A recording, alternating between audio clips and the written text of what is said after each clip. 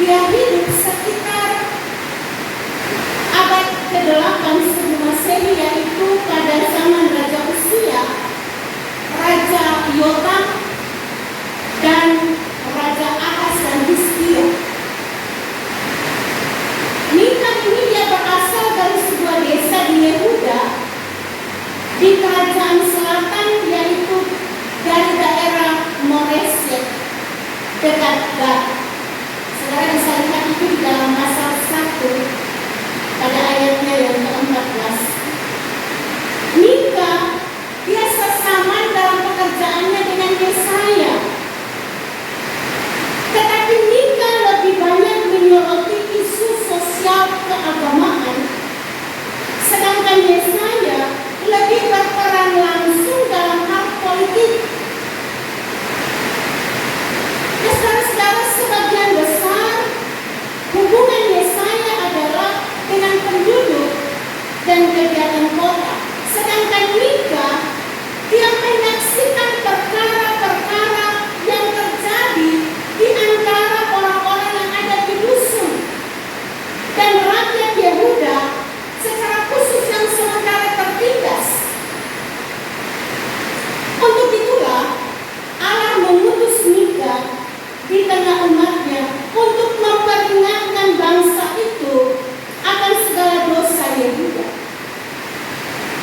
Dan saudara-saudara, pada masa itu terjadi pergolakan politis dan kerusuhan sosial.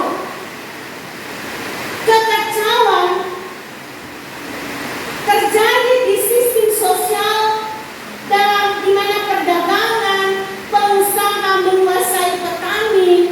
Hal ini semakin diperparah dengan dukungan raja terhadap kaum pedagang, pengusaha, sehingga terjadi ketimpangan ekonomi khususnya kepada masyarakat yang sangat lemah, masyarakat yang miskin. Di sisi lain, dalam bidang agama, para penyembah, imam, dan rakyat Yehuda menipu Allah dengan kepalsuan dalam peribadatan mereka. Mereka mempersembahkan korban bakaran yang besar dan tabur, tetapi hidup mereka jauh daripada Allah. Mereka datang mempersembahkan, mereka kembali, mereka menindas rakyat yang kecil. Mereka tidak hidup di dalam keadilan. Nah, dalam kitab Mika, saudara-saudara, ada 3 penekanan atau fokus penyampaian, yaitu hukuman, harapan, dan janji. Mika menyampaikan hukuman yang akan dijatuhi Allah kepada Israel dan Yehuda karena ketidakberesan kehidupan mereka, ketidakadilan, dan kemunafikan dalam ibadah mereka. Nah, saudara-saudara, Allah adalah penolong dan pembebas bagi umat Israel. Saudara lihat pada ayatnya yang kedua dalam pembacaan kita tadi. Dengarlah, hai gunung-gunung, pengaduan Tuhan, dan pasanglah telinga, hai dasar-dasar bumi, sebab Tuhan mempunyai pengaduan terhadap umatnya dan Ia berperkara dengan Israel. Saudara, pada ayat kedua, Allah menyatakan pengaduannya kepada umatnya. Sama halnya dengan ayat pertama. Di dalam ayat pertama dan kedua ini, juga Nabi Mika mengikut sertakan gunung-gunung dalam tulisan yang ia sampaikan.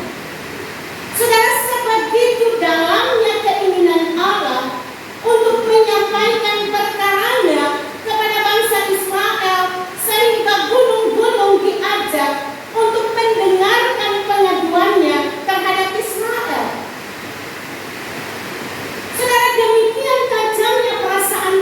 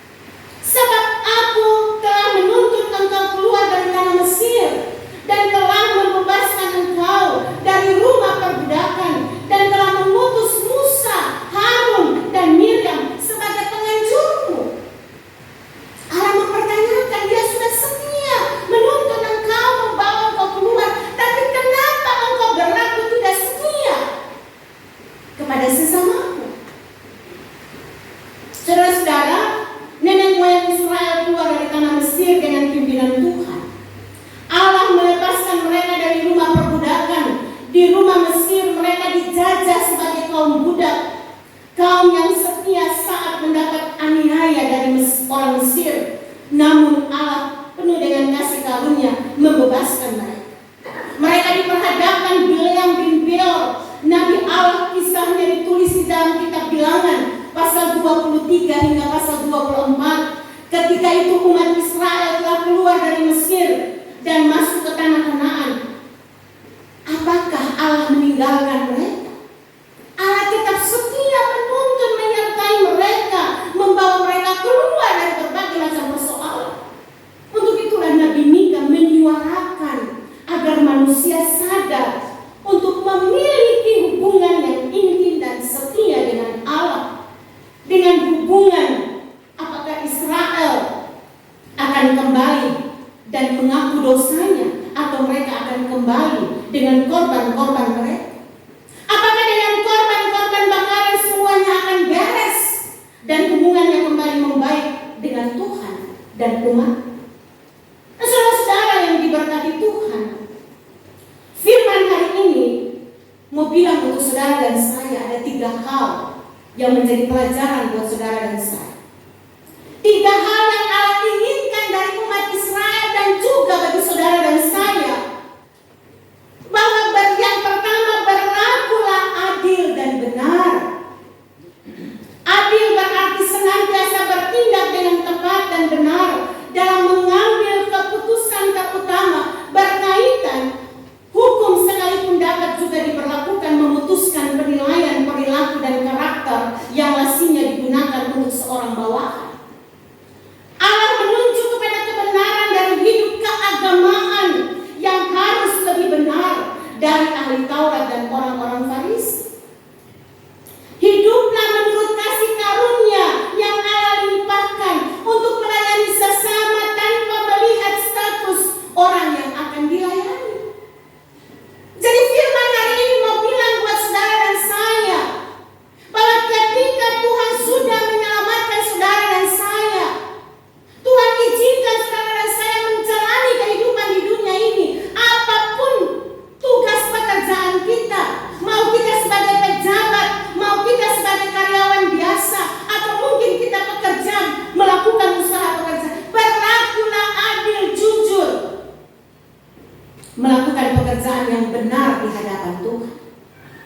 Saudara-saudara, kenapa hal ini disampaikan? Karena dunia sekarang ini ada begitu luar biasa sama dengan situasi yang dihadapi oleh Mika ketika dia dipanggil untuk menyuarakan suara kenabian Allah kepada bangsa Israel, kepada pemimpin-pemimpin pada saat itu untuk hidup, mengasihi dan berlaku adil kepada orang-orang yang lemah, tanpa memandang dia adalah keluargaku, dia status sosialnya, dia kaya atau dia miskin. Sama-sama di hadapan Tuhan harus dilayani dengan penuh cinta kasih. Yang kedua, mencintai kesetiaan, kemurahan, dan kebaikan. Saudara, kesetiaan yang diinginkan oleh Allah dari umatnya adalah kesetiaan kepada Allah dalam situasi dan kondisi apapun, tidak meninggalkan Tuhan ketika hidup dalam kemewahan dan hanya berseru minta tolong ketika mengalami kesengsaraan. Saudara, kalau kita dalam kesusahan, di dalam berbagai macam penderitaan, luar biasa kita diperhadapkan dalam kesetiaan, dalam pergumulan. Itu yang pertama. Tetapi juga bisa membuat orang dalam penderitaan, dalam berbagai macam kesulitan, meninggalkan Allah. Demikian juga ketika orang dalam kelimpahan, dalam keberhasilan, dia bisa tetap setia dan ingat kepada Tuhan, tetapi bisa juga dia tinggalkan Tuhan. Maka mari saudara, nasihat firman hari ini oleh Mika dari Allah. Mika sampaikan, Allah menyampaikan kepada Mika, serukan kepada bangsaku, sehingga dalam posisi kehidupan apapun yang mereka terima daripada Allah, mereka tetap setia dalam mencintai Tuhan. Boleh mereka persembahkan persembahan korban domba yang tanggung, tetapi hidupmu juga setia dalam bersama-sama dengan orang lain. Jangan engkau datang mempersembahkan persembahan yang banyak, tetapi ketika engkau keluar dari rumah Tuhan, hidupmu tidak berlaku setia kepada sesama.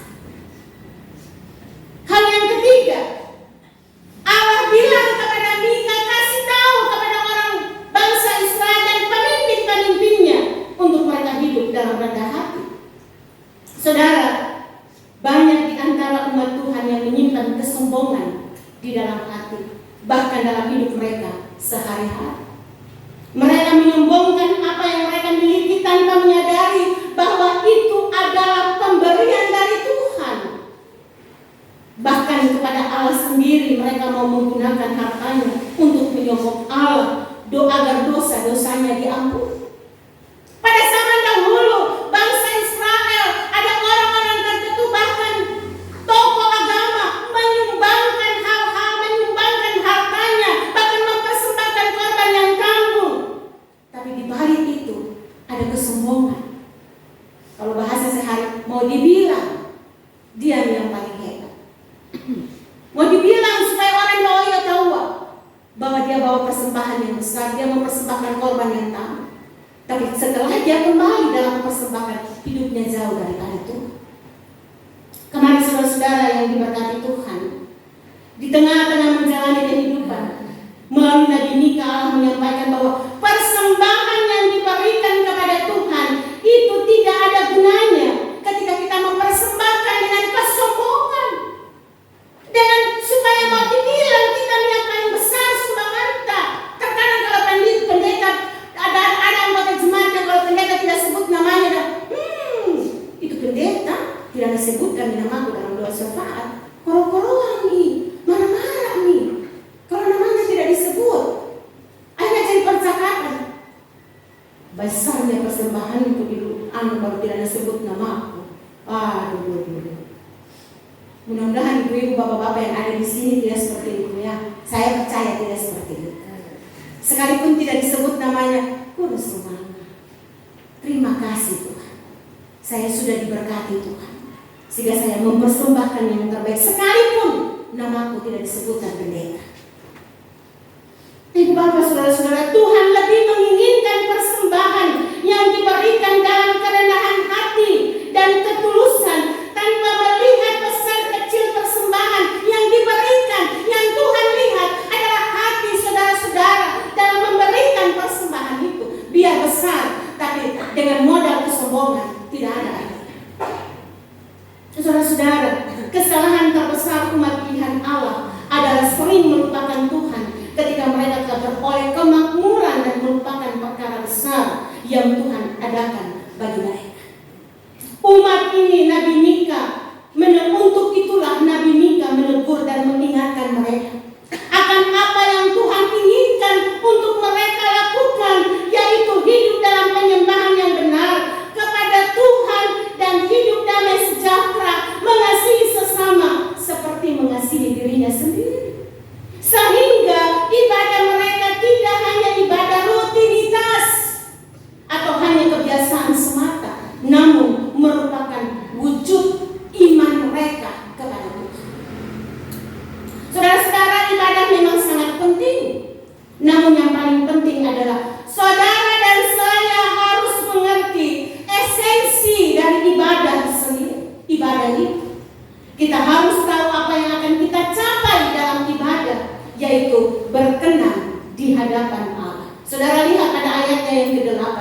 Dengan apakah aku akan pergi hai manusia, telah diberitahukan kepadamu apa yang baik dan apakah yang dituntut Tuhan daripadamu, selain berlaku adil, mencintai kesetiaan dan hidup dengan rendah hati di hadapan Allah. Itu yang Allah mau. Ibadah tidak dibatasi oleh persembahan yang banyak dan melimpah, namun ibadah adalah persembahan segenap hati, pikiran, tubuh, waktu untuk memuji Tuhan dengan kesungguhan. Sehingga kalau saudara datang dalam gereja, mau apa yang terjadi, saudara tidak pandang dengan tidak pandang sinis orang. Kalau ada kekurangannya, kita tunduk dengan lemah, penuh penyerahan diri. Saudara, yang Tuhan tuntut juga berlakulah adil. Persoalan yang dihadapi Mika adalah sulitnya menemukan keadilan di tengah-tengah umat Tuhan. Pemerintah bahkan tokoh agama bukannya berusaha menegakkan keadilan demi kebahagiaan rakyatnya, mereka bahkan menginjak-injak keadilan itu demi kepentingan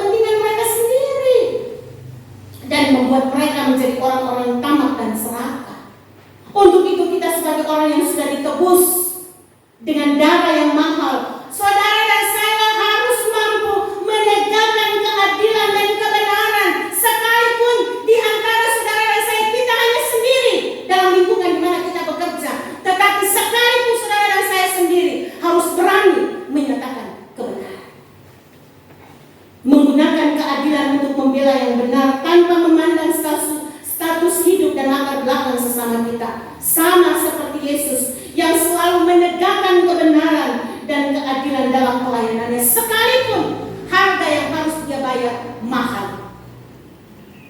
Darahnya tercurah untuk menyelamatkan saudara dan saya. Saudara, hal yang terakhir, kesetiaan adalah berpegang teguh pada janji dan pendirian. Patuh dan taat bagaimana berat tugas yang harus dijalankan. Dalam perjanjian baru, kata setia memiliki 3 makna yang berbeda, yaitu dapat dipercaya, taat menjalankan perintah, dan orang yang percaya, yang setia kepada Allah, kebahagiaan Tuhan. Saudara, saya ajak kita buka Matius pasal 25. Kita baca pada ayatnya yang ke-23. Injil Matius pada pasalnya yang ke-25. Pada ayatnya yang ke-23. Kita baca sama-sama. Kalau sudah dapat, mari kita baca sama-sama. Kita mulai. Karena itu, aku takut dan pergi menyembunyikan talenta Tuhan di dalam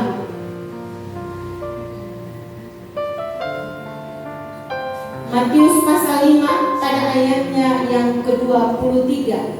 Maka kata tuannya itu kepadanya, baik sekali perbuatanmu itu, hai hamba-Ku yang baik dan setia. Engkau telah setia memikul tanggung jawab dalam perkara yang kecil. Aku akan memberikan kepadamu tanggung jawab dalam perkara yang besar. Masuklah dan turutlah dalam kebahagiaan Tuhan. Saudara, perkara yang kecil diberikan dengan tulus dan sukacita dia melakukan, sehingga Allah mempercayakan perkara-perkara yang besar kepadanya. Saudara-saudara, kerendahan hati sangat jelas bahwa yang menjadi dasar sikap rendah hati dalam pandangan Kristen adalah diri Yesus Kristus. Mulai dari kerendahan dan kelahirannya di kandang domba, kerendahan dalam sikap sehari-hari di masa hidupnya, dan akhirnya kerendahan dalam pengorbanan di kayu salib yang mengantar dia menderita untuk menyelamatkan hidup saudara dan saya. Maka mari saudara-saudara, merupakan buah kasih Allah membebaskan saudara dan saya dari segala dosa. Maka apa yang harus saudara dan saya buat dalam menjalani kehidupan hidup ini? Selain berlakulah adil menjalani kehidupan di tengah-tengah dunia, hiduplah setia di dalam perjalanan kehidupan kita. Hidup di dalam kesetiaan, dalam keadilan, dan hidup dalam kerendahan.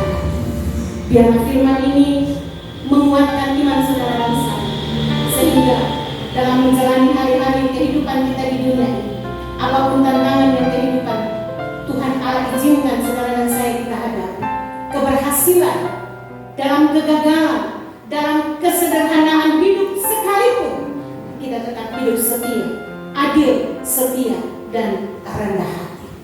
Amin. Kita bersyukur. Terpujilah nama-Mu ya Allah Bapa Surgawi, atas firman yang telah kami renungkan hari ini, meteraikan dalam kehidupan kami, sehingga kami boleh berlaku adil, setia, dan hidup dalam kerendahan